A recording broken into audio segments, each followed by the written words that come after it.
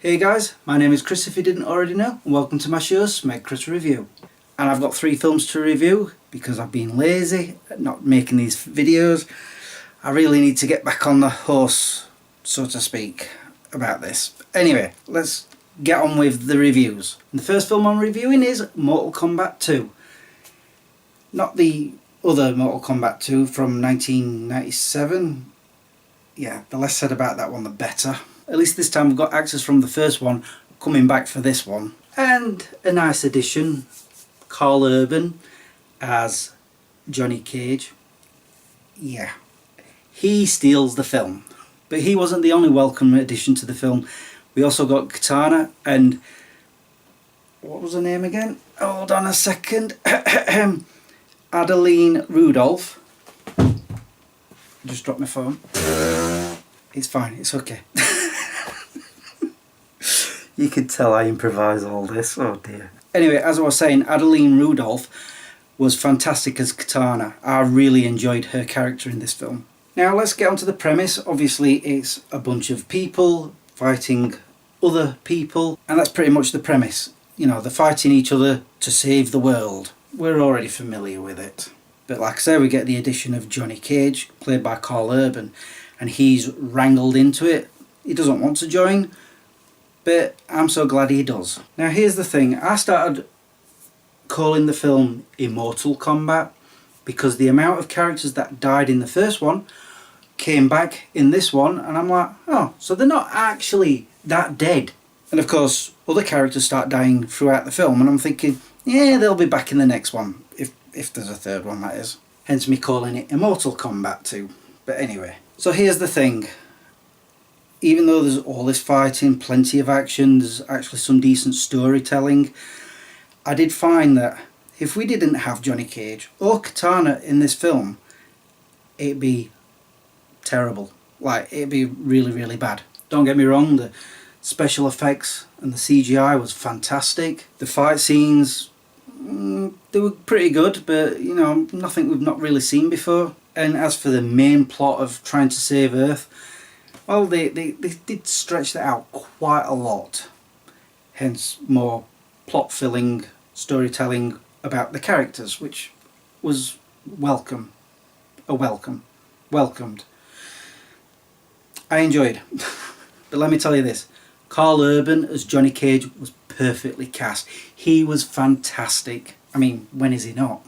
And I like the fact that he got pretty much a main character focus on him. And of course Katana as well. We did see some of her backstory and learn a lot about her and how she developed as a character. But I'm going to be honest, there's a lot of moments where I'm forgetting because, well, one, it's been about a month since I've seen it, but also they're not very memorable. I can't speak, my tongue's just getting in the way. And I have to say, the deaths in this film, they are quite brutal, but what do you expect? It's Mortal Kombat. That's how the game is. And I have to say, as I got towards the end of this movie, I started thinking, had Johnny Cage not been in this movie, I would not have liked it at all. Even with Katana, as much as I liked her character and her development, I still would have not liked this film. And I quite distinctly remember talking about Mortal Kombat, the first one, and that Johnny Cage was missing from that film. And this just reiterates it.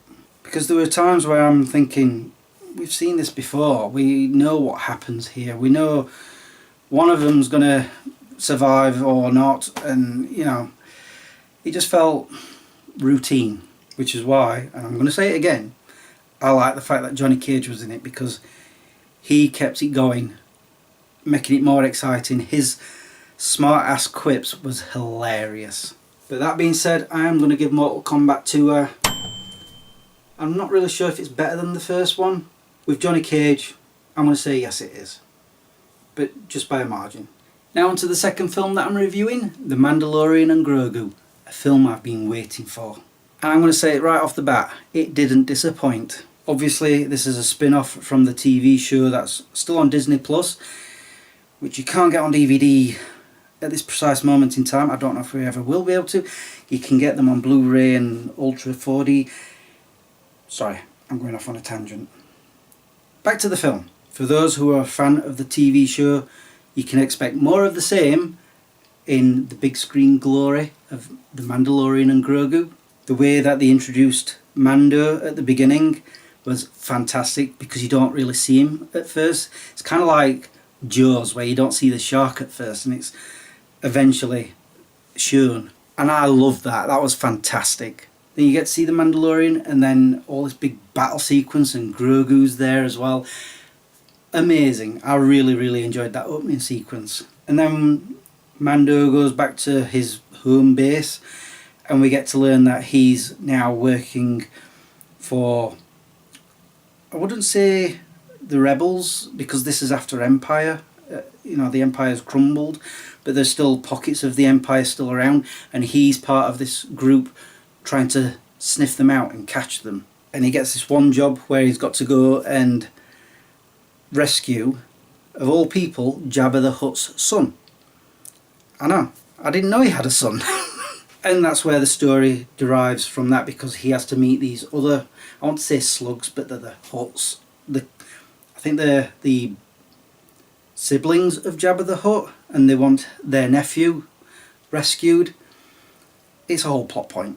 I don't want to spoil too much. So of course Mando goes off and does this mission, and it does feel like it's a sort of like the TV show but in two parts. It's a two-parter put together, because you've got this whole one story for half the film and then this other story for the other half of the film.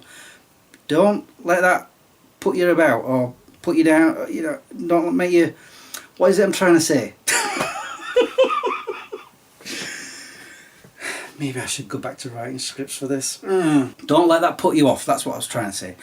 It's still an amazing movie. Although there was one point where Mando does get captured by another bounty hunter way too quickly, as far as I'm concerned. That was too fast. He should have put up a bigger fight before getting captured. Sorry, spoiler alert, he does get captured at one point. And there's also another point that I didn't really like, was, as we see in Star Wars, in many of the films in the franchise, we do get like little characters and puppets, like Grogu for example. But at one point in this film, it did feel like I was watching The Muppet Show, because that's all we were seeing, Grogu and these other little characters running around, and I'm like, where are all the other people? You know, where are the humans? Where are the other creatures? We need more of them. But those are the two bad points of the film. The rest of it is amazing. I loved it. There was never a moment to just rest. It was pretty much continuous with the storyline, or with the action, or with comical moments. It never let up. And the 2 hours and 10 minutes I think it's on for felt like not that long. It just felt like watching an episode on the TV. It was very quick.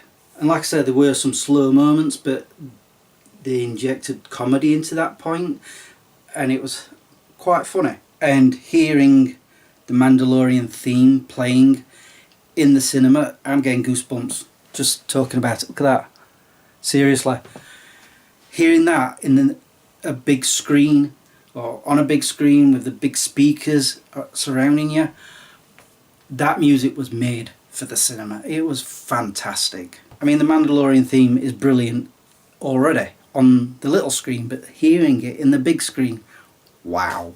I implore you, don't wait for it to come up on Disney Plus. If you want to see this film, go watch it at the cinema just to listen to that music in there. Honestly, it'll blow you away. I mean, there were times where it felt like it was getting overused, but that was only, say, in the first 20-30 minutes of the film. After that, you were wanting that music to come back. It does eventually, but yeah, it sort of whets your appetite for that music. Yeah, I just loved it. It was brilliant. And so what am I giving The Mandalorian and Grogu? I think I'll give it this. Because it's definitely a film worth watching at the cinema. But I'm pretty sure, hopefully, at some point I'll get it on DVD and it'll be in my collection. And hopefully they'll think, oh, maybe we should do that with a TV series as well. I know, I'm going off on a tangent again. Sorry. And so on to the review of the final film I'm talking about, Backrooms, which is based on a game that I've never played, but I've seen bits of. Okay, that's weird. I've just been reading up about the director, Kane Parsons. It's not saying anything about it being a game, even though I'm pretty sure it is. But according to this, he actually made a YouTube short of the same name, and it was quite viral. I've never seen that, but then I don't explore much of the internet, to be honest. But I could have swore it was a game as well. Let me just quickly look. Okay, The Backrooms started as a viral internet horror concept about an endless maze of empty yellow rooms, but it has inspired a wide variety of video games. Okay. So I was right, after a fashion. Anyway, on to the film. We've got two main characters. We start off with Clark, and we also then meet Mary, who's his shrink, his psychologist. So Clark, he's a failed architect and is currently working in a furniture store. He's selling things like couches and beds and whatnot. And he's also had a failed marriage. And because of his sort of mental health problems, he's been seeing the psychiatrist Mary. And one day, he's down in the basement and he discovers sort of like a little light on the wall, and he's like wondering where that's coming from. And then he walks through the wall by accident. And that's where he discovers this big giant yellow room, and there's all this furniture stacked up in the middle, and he starts exploring around. And eventually he gets a little spooked and vacates it, and he starts trying to get other people involved. And then when he sees his shrink again, he's trying to explain to her where he's found these rooms and what's in them and all this. And of course she's not going to believe anything he's saying about this because it's absurd. So he sets about getting his two employees that he has working with him to follow him into the back rooms with this camera. And that's where things start going a bit downhill for me with this film, because we're spending a lot of time with the video camera aspect, the POV of the camera. Now for most of the film, apart from the beginning, because we did see something else happen at the beginning that I've just remembered, I'd completely forgot, but that also had the POV of the camera, and it's okay now and then. For the beginning it worked, but this part of the film that I'm talking about, it does not work at all. I know that's how it's depicted probably on the YouTube shorts and probably in the games, but it was overused.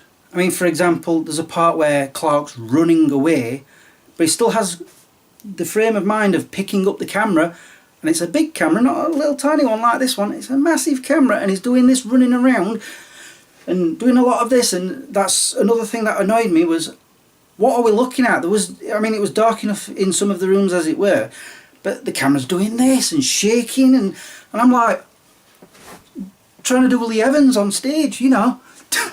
What? Sorry, that's what popped into my head. Lee Evans doing that on stage on one of his acts. Anyway, I'm going off topic. And then something weird happens where eventually we do go back to normal film screen, and we don't see what happened to Clark and the other characters for a while. We suddenly cut to Mary, who for some reason is starting to get worried about Clark and decides to check up on him. And because she was told where this back room was, she decides to go investigate, and then she gets stuck in the back rooms as well. And that's where everything for me about this film falls apart. The story just suddenly like, oh, we'll go this direction instead. Huh? What?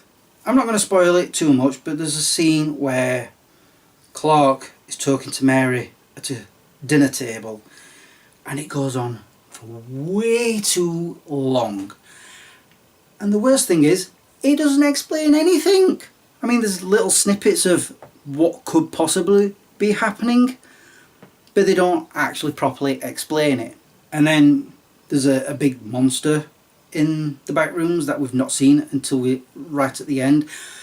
Creepy, and there's a good chase sequence that happens that I did enjoy, but then it went funny again at the end. And I'm just sat there scratching my head like, huh? Because then they include another character who's been popping up throughout the film here and there, like a minute here, a minute there.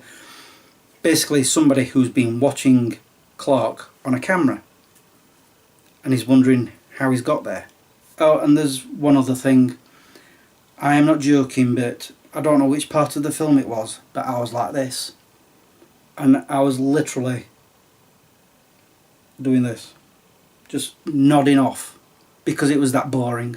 I am not joking, the film is boring. I know it's a psychological thriller type scary movie. Wasn't that scary, to be quite honest. And the psychological aspects, especially at the end, I was like, yeah, that does make sense, but it's not really that interesting, to be quite fair. And it just feels like it's sort of like a preemption of a string of sequels that they may end up doing. That's my feeling anyway. I think that's what they're going to try and do. And even at the end, when the credits are rolling, we still don't have an explanation of what these back rooms are, where they've come from, why are they there. We've got more questions at the end than at the beginning. And I hate to say it, but I came out of the cinema feeling deflated and bored and thinking I should have gone seen another movie because this one was just not worth it. And because I feel that way, I'm going to give Backrooms only a... I'm sorry, but if you enjoyed it, fair dues, but me, personally, I'm never ever going to watch it again. And if there are sequels, I ain't going to see them either. Probably the worst film I've seen this year so far, I think. Anyway guys, it's now time for me to go. All that's left for me to say is thank you for watching and subscribing if you have, and liking this video if you did. Until the next time, peace out. I have made a mistake in this video, and I didn't realise until I finished reviewing the first film. I wasn't going to wear this t-shirt. I was meant to swap it for another one. Let me show you which one I'm on about. This is the one I'm talking about. I was meant to wear this. I completely forgot to change into it. At least I wore it when I went to see the film. But yeah, because, you know, Back to the Future has nothing to do with any of these films. Yeah, hopefully next time I'm going to remember how that hurt.